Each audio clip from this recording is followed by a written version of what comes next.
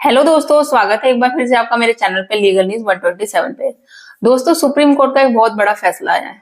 पत्नी के हैं जो प्रॉपर्टी पे क्या राइट्स खत्म हो जाएंगे। जैसे कोई भी पति पत्नी पे कोई प्रॉपर्टी नाम करा देता है, उसको दे देता है, तो हिंदू मैरिज एक्ट के खिलाफ अगर कोई भी प्रॉपर्टी पत्नी के पास आती है तो वो उसका मतलब उसके राइट बन जाता है। अब वो उसके बाद उसको उसकी विल बनाए, वसीयत बनाए या किसी को ट्रांसफर कर दे, गिफ्ट दे दे, वो उसका राइट्स होता है। बट जो अभी सुप्रीम कोर्ट का एक लेटेस्ट फैसला आया है और एक जो जजमेंट आई है, उस जजमेंट के अकॉर्डिंग कि आप प्रॉपर्टी तो देख सकते हैं, बट कोई ऐसा क्या राइट्स है कि लिमिटेड आप राइट प्रॉपर्टी पे दे सकते हैं। मालकीना जैसे करते हैं ना हक, वो उसको नहीं दे सकते। अब क्या है इस जजमेंट में सुप्रीम कोर्ट का, ये जानने के लिए वीडियो आपको पूरा देखना पड़ेगा। और चैनल पे आप मेरे नए जुड़े हैं तो चैनल को लाइक करना, शेयर करना, सब्सक्राइब करना बिल्कुल मत भूलिए और साथ ही बेल आइकन दबा दीजिए ताकि आपको टाइम टाइम पे मेरे वीडियो की नोटिफिकेशन मिलती रहे। तो चलिए बात करते हैं डिटेल्स में। अब जो ये जजमेंट है, मैं इसका डिस्क्रिप्शन ये इसका जजमेंट का लिंक ना डिस्क्रिप्शन में शेयर कर दूंगी, आप अच्छे से डिटेल्स में पढ़ लीजिएगा। अब इसमें होता क्या है, ये जो आंध्र प्रदेश का है सुप्रीम कोर्ट का, इस क्लाइंट ने क्या बोलूं, इस हस्बैंड ने 2 शादी करी थी। और जब 2 शादी करी, एक शादी तो अब होती है तो भाई डिस्प्यूट तो इतना होता है। अब 2 शादी में आप खुद सोच लो कितना डिस्प्यूट होता होगा। जब ये 1947 से चलो मामला जब चलता आ रहा था, 1933 में उसने सेकंड वाइफ को प्रॉपर्टी नाम करी, 3.5 एकड़ की बनाई और उसमें पार्टिसिपेंट डीड कर दिया और उसमें प्रॉपर्टी तो उसको दे दी, उसके नाम से कर दी, बट उसमें उसने कुछ लिमिटेड राइट्स करे।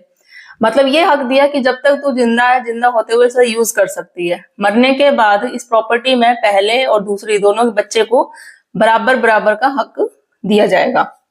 अब उसमें क्या होगा, इसको फुल राइट नहीं दिए गए कि भाई आप इसे ना इसका विल बना सकते हो, वसीयत नहीं बना सकते, किसी को आगे बेच नहीं सकते, ट्रांसफर नहीं करा सकते, ये पूरा हक नहीं। और जो वैसे हक होता है, जैसे कि आपको पता है, अगर एक बार अगर प्रॉपर्टी पत्नी के नाम चले गए, ये हिंदू मैरिज एक्ट में अगर मैं बताऊं आपको, सेक्शन 14(1) क्लोज यही कहता है कि वो उसका पूरा हक है। अब उसके बाद वो उसको बेच सकती है, ट्रांसफर करा दे, किसी को देना है दे दे, ये उसकी मर्जी है। बट क्लोज 2 में ये भी कहा जाता है कि अगर कुछ लिमिटेड राइट्स दिए गए हैं, कुछ एग्रीमेंट, कुछ टर्म एंड कंडीशन करके दिए गए हैं कि भाई पार्टिसिपेंट विल बनाया गया, वसीयत बनाया गया है, कि जैसे टर्म एंड कंडीशन दे दी कि भाई ये राइट्स है बट मालिकीना जो हक बोलते हैं ना, वो आपका नहीं है, आप उसमें प्रॉपर्टी को बेच नहीं सकते, ट्रांसफर नहीं करा सकते, किसी को दे नहीं सकते। Hindu marriage act section 14(2) close में भी यही किया जाता है।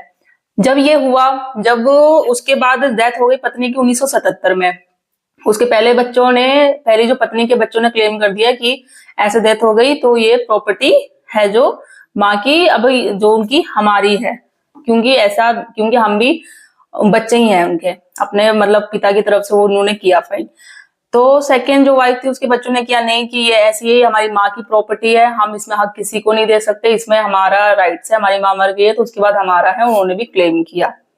तो जब दिया गया तो सुप्रीम कोर्ट तो जब ये सारी डिटेल्स केस गई तो सुप्रीम कोर्ट तो यही कहना था कि हाँ भाई ऐसे तो हिंदू मैरिज एक्ट के खिलाफ जो होता है जो बच्चों का होता है। बट उसमें क्या उन्होंने देखा कि पहला तो उसमें उसको पूरे राइट्स नहीं दिए गए थे कि ना उसको बेच सकती है, कुछ नहीं। अब जब वो बनाया गया था, पार्टिसिपेंट डीड जो बनाई गई थी, उसमें क्लियर मेंशन किया गया था कि भाई जब तक जिंदा है उसकी प्रॉपर्टी है, मरने के बाद है जो पहली और दूसरी बच्चों के पत्नी के बच्चों को बराबर बराबर का हक दिया जाएगा। तो फिर सुप्रीम कोर्ट ने जो उसके सेकंड बच्चों ने अप्लाई किया था कि हम किसी को उसमें नहीं देंगे, आप हमारा ये पूरा राइट है, हम किसी को अपना हक नहीं देंगे, मालिकाना हक, तो उसको केस को है जो डिसमिस कर दिया। और दोनों को ही है, जो पहली पत्नी के बच्चे को भी, सेकंड पत्नी के बच्चे को भी, दोनों को बराबर बराबर का हक देने के लिए कहा। तो अगर दोस्तों मतलब आपके सामने अगर आप चाहते हैं कि आप भी सेम अपनी जैसे पत्नी को अगर प्रॉपर्टी कुछ देना चाहते हैं, कोई भी डिस्प्यूट हो रहा है, कुछ भी हो रहा है, आप प्रॉपर्टी दे सकते हो, ठीक है। बट अगर जैसे कि लिमिटेड कुछ राइट्स करके, जैसे इसमें हुआ, इस तरीके से आप कर सकते हो कि आप उसमें मालिकाना हक राइट्स और पूरी राइट्स मत दो, ठीक है, कि मैंने नाम आपको प्रॉपर्टी करवा दिया है बट आपको ये राइट्स नहीं होगा कि आप इसे बेचो या किसी को ट्रांसफर बनाओ, वसीयत करा दो, किसी को गिफ्ट कर दो, ये आपको हक नहीं होगा बिल्कुल भी। ऐसी टर्म एंड कंडीशन करा के आप अगर प्रॉपर्टी देना चाहो अपनी पत्नी को दे सकते हो। हाँ, ये उन सिचुएशन में हुआ, वैसे देखो उन्हीं के लिए लागू होता है जो पति जैसे झूठे केसेस करती हैं, उनका विश्वास नहीं है, या होता है ना बहुत ज्यादा परेशान कर देना, मुकदमे पे मुकदमे लगा देना, तो मुझे प्रॉपर्टी नहीं देगा, ये नहीं देगा, तो मैं तेरे पे मुकदमे कर दूंगी, ये कर दूंगी, वो कर दूंगी। तो काफी पति होते हैं ना परेशान करके, भाई पैसा भी दे देते हैं, प्रॉपर्टी भी दे देते हैं, वो कर देते हैं। तो ये एक चीज है प्लस पॉइंट, अगर आप देना चाहो दे सकते हो इस तरीके से कंडीशन मेंशन करवा के कि भाई प्रॉपर्टी लिखवा दिया, उसको पता भी नहीं चला, बट पूरा हक नहीं दिया आपने उसको, कुछ लिमिटेड राइट दे दिया। बोलते हैं ना कि नाम की प्रॉपर्टी दे दी। भाई जब ऐसा है, इस जजमेंट का यूज करके अगर आपके साथ भी ऐसा सेम सिचुएशन है, आप अपने केस में फायदा उठा सकते हो।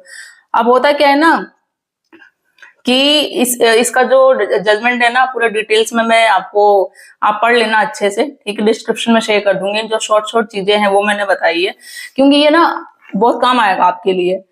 जो भी पति है जो इस सिचुएशन में बोल रहे हैं, काफी सारी लड़ाई होती है हस्बैंड वर्बैंड में, बहुत ज्यादा परेशान हो जाते हैं कि भाई क्या करे क्या नहीं। पत्नी ने तो ब्लैकमेलिंग होता है ना, जैसे कि आज के डेट में पूरा स्कैम बन गया है कि भाई तुम पैसा नहीं दोगे मुझे, एफडी मेरा नाम नहीं कराओगे, प्रॉपर्टी नहीं दोगे, ये नहीं करोगे, तो मैं तुम पे मुकदमा कर दूंगी। तो वो चीज है, मेन क्या होता है मोटिव उनका, साथ में तो रहना नहीं है, रिश्ते तो निभाने नहीं है, तो ब्लैकमेलिंग चलता रहता है, पूरी तरीके से चलता रहता है। तो पति भी परेशान हो गया कि भाई अब मेरे को, मेरे घर पुलिस आ रही है, ये हो रहा है, ये केस चल रहे हैं, एक नहीं दो नहीं, इतने इतने सारे केसेस चल रहे हैं, पूरे फुल परेशान हो जाते हैं कि चल ठीक है, ये मेरे को परेशान ऐसे कर रही है, इसने मुझे बोल दिया कि अगर ये मैं ऐसे प्रॉपर्टी कर दूंगा, कुछ भी चीजें कर दूंगा, ठीक है, तो ये मेरा पीछा छोड़ देगी, केस भी वापस ले लेगी। बट होगा नहीं, ऐसा होगा नहीं बिल्कुल। आप करोगे फिर वो एक नई चीज डिमांड करेगी, ठीक है। तो मेन चीज है, अगर आप देना चाहते हो, क्योंकि हमने देखा है केसेस में पति परेशान हो गए, प्रॉपर्टी नाम कर देते हैं और लास्ट में जाके वही होता है कि भाई होता केस भी वापस नहीं जाता, प्रॉपर्टी भी चला गया, पैसा भी चला गया। तो इस सिचुएशन में आप ऐसा कर सकते हैं, अगर आप बहुत ज्यादा परेशान है, आपकी वाइफ यही कह रही है कि भाई मुझे प्रॉपर्टी चाहिए चाहिए, तो आप दे दो, बट फुल राइट्स मत दो, लिमिटेड राइट दो। एक पूरी जो डीड बनती है, विल बनता है, जो भी है, उसमें एक सारी कंडीशन मेंशन करवा दो। तो ये चीज है। और एक चीज मैं और बोलना चाहूंगी, जो लेडीज है या महिला मेरी वीडियो देखती है, वो अपने आप पे बिल्कुल मत ले। मैं उन, देखो हक तो सारे हैं लेडीजों के खिलाफ, पत्नियों के लिए हैं, बट पतियों के पक्ष में क्या हक है क्या नहीं, काफी पतियों को नहीं पता है, मैं उनको बताती हूँ, ठीक है। जो लेडीज है सच में जिनके साथ अत्याचार होता है, सब है, मैं उनके खिलाफ नहीं बात करती हूँ, ठीक है। वो लेडीज से काफी जो मेरी वीडियो देखती है उनको बुरा लग जाता है, मैं उनको नहीं बोलती, और मुझे लगता है शायद उन्हीं को बुरा लगता है जो सच में झूठे केसेस करती हैं, जिनके साथ सच में वाकई में कुछ हुआ नहीं, या बिना किसी रीजन की लड़ाई करती, झगड़ा करती पति से, अपने ससुराल वालों से, उन्हीं को ये वीडियो देख के ज्यादा ही बुरा लग जाता है। तो मैं सभी लेडीजों की बात नहीं करती, क्योंकि पता है 100 में से 95% केसेस कोर्ट में जो आते हैं वो झूठे केसेस आते हैं। लेडीज है जो कोर्ट का मिसयूज करती है, अपने अधिकारों का मिसयूज करती है, दुरुपयोग करती है, अपना टाइम भी वेस्ट करती है, कोर्ट का भी टाइम वेस्ट करती है। तो ऐसे झूठे केसेस करके ना अपना टाइम वेस्ट करे, ना कोर्ट का टाइम वेस्ट करे। और मैं किसी के पक्ष में नहीं, मेन अधिकार की बात करती हूँ, लीगल अवेयरनेस की बात करती हूँ, चाहे वो पति हो या पत्नी हो, ठीक है। तो आई होप गाइज आपको वीडियो अच्छी लगी हो, कुछ क्वेश्चन हो, कुछ क्वेरी हो, आप कमेंट में करके मुझसे पूछ सकते हैं। और मेरे वीडियो को लाइक करना, शेयर करना, सब्सक्राइब करना बिल्कुल मत भूलिए। जल्दी मिलती हूँ मैं एक ऐसे ही इंफॉर्मेटिव वीडियो के साथ, तब तक के लिए थैंक यू।